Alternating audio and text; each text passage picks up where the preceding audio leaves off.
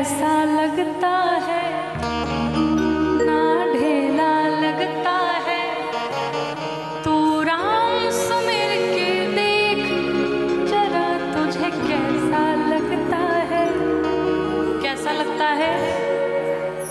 बड़ा मीठा लगता है, बड़ा अच्छा लगता है, वो बड़ा प्यारा लगता है, बड़ा दुलारा लगता है, बड़ा सुनहरा लगता है।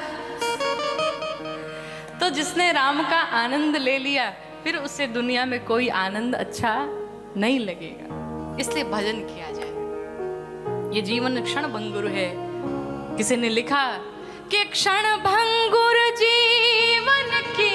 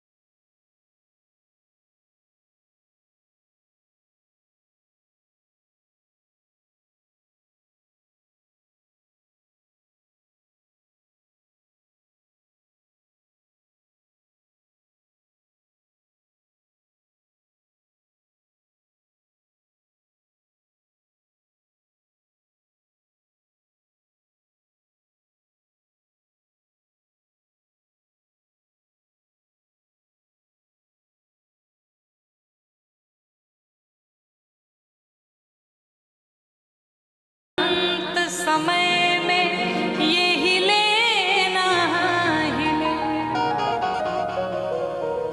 हम कहते 60 के बाद भजन करेंगे, क्या पता उस समय ये हिलेगी नहीं। बुढ़ापा में बोलेंगे राम, मुंह से निकलेगा आम। इसलिए युवानी में ही भजन कर लिया जाए। हम जब भगवान को पुष्प चढ़ाते हैं तो मुरझाया हुआ चढ़ाते हैं क्या? कैसा? बिल्कुल ताजे ताजे पुष्प खिले हुए। तो भगवान को भी ये जो पुष्प चढ़ाना है, युवानी का ताजा ताजा पुष्प चढ़ाना है। वृद्धापन के मुरझाए हुए फूल नहीं चढ़ाने। गोस्वामी जी स्वयं को मूर्ख कहते हैं। हम सबको भी सीख लेनी चाहिए। ये जीवन जो बीत रहा है बहुत ही दुर्लभ है। ये क्षण जो बीत रहा है इसे सार्थक बना लिया जाए। भगवान राम श्री लक्ष्मण जी विश्वामित्र जी के साथ में चल पड़े। भगवान राम पहुंचे जनकपुरी के पास। रास्ते में गंगा मैया मिली। माँ गंगा का इस धरा पर अवतरण कैसे हुआ वो सारी कथाएं विश्वामित्र जी ने भगवान राम को सुनाई। जनक जी अपने दूतों के साथ स्वागत के लिए आए। महाराज दशरथ, महाराज जनक की उस पावन नगरी मिथिला को देख करके, जनकपुरी को देख करके आज भगवान राम बड़े प्रसन्न हैं। भगवान राम, गोस्वामी जी यहाँ वर्णन करते हैं कि जनकपुरी के लोग कैसे हैं। कहते हैं कि पुर नार नारी सुभग सुचि संता धर्मशील ज्ञानी गुणवंता। जनकपुरी के लोग कैसे हैं? कहा पुर नर नारी सुभग सुचि संता। सभी के सभी संत हैं, धर्मशील हैं, धार्मिक हैं, परमार्थ के पथ पे चलने वाले हैं। किसी ने अपने माथे पर शैव तिलक धारण किया है, किसी ने वैष्णव तिलक धारण किया है, सबने अपने माथे पर चंदन धारण किया है। यहाँ दर्शन करिए। और हम लोग को तिलक लगाने में शर्म आती है, चंदन लगाने में शर्म आती है। बड़ी विडंबना है। लोगों को गलत कार्य करने में शर्म नहीं आती, लेकिन अच्छा कार्य करने में बहुत शर्म आती है। क्यों? अच्छा, एक क्वेश्चन लगभग लोगों का आता है कि क्या तिलक लगाने से, कंठी माला पहनने से, हाथ में दिखाने से कि हम जप कर रहे हैं, क्या हम भगवान के भक्त बन जाएंगे? क्या दिखाना आवश्यक है? नहीं, प्रेम हृदय में होता है, उसे दिखाने की आवश्यकता नहीं है। हम भक्त हैं, हम जानते हैं, मेरे भगवान जानते हैं, हमें दिखाने की आवश्यकता नहीं है। लेकिन जिस प्रकार से एक कन्या का विवाह जब हो जाता है तो अपने माथे पर वो सिंदूर धारण करती है, गले में मंगलसूत्र पहनती है, तब तो क्वेश्चन ये भी होना चाहिए भाई, वो अपने पति से प्रेम करती है तो उसे सिंदूर लगाने की, माथे पर बिंदी लगाने की, गले में मंगलसूत्र पहनने की क्या आवश्यकता है? न पहने, वो प्रेम तो करती है। क्यों लगाया जाता है सिंदूर? क्यों पहने मंगलसूत्र? वो सिंदूर उस पत्नी की पहचान होती है, उस स्त्री की पहचान होती है कि हमारे माथे में सिंदूर है, बिंदी है, गले में मंगलसूत्र है, अर्थात मेरा पति मेरे साथ है, मेरा पति मेरे साथ है, मैं अपने पति की पत्नी हूं, मेरा पति अभी जीवित है। इसी का प्रमाण है ना। ठीक उसी प्रकार से भक्त भी जब अपने माथे पर तिलक धारण करता है, गले में कंठी पहनता है, माला पहनता है, तो उसकी भी ये पहचान होती है कि वो भक्त अकेला नहीं, भक्त का भगवान उसके साथ में खड़ा है। इसीलिए हम माथे पर तिलक धारण करते हैं,